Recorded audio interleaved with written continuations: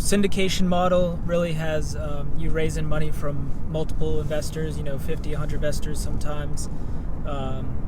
And then other times deals are done with one private equity or pref equity partner coming in for 90% of the deal.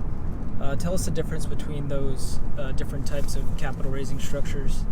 Yeah, I mean, I would say there's pros and cons of both ways, right? So a lot of people, they don't want to talk to 100 investors to raise, $10 million, $15 million. So they'll just go to one shop up in New York or Dallas, and that one family office will write the check. And they'll put in 90% of the money, and GP will put in 10% of the money.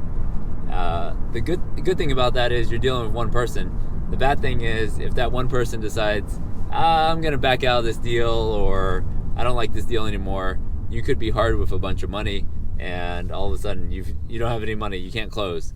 Another challenge is they might have other investments. They might say, hey, it's been 2 years, I can hit a 20% IRR. Let's sell this thing.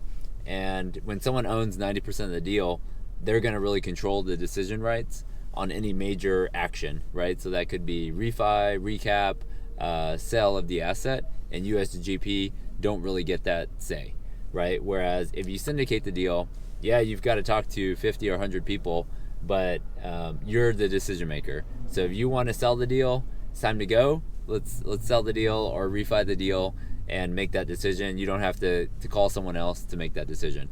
So majority of the people that we work with, they're really starting in the syndication space, raising the $50,000, the $100,000 a piece. And then maybe if you want to buy, we've seen some people buy like 10 deals in 10 months, all at, $30, $40 million deals. That is very difficult to do on a syndication.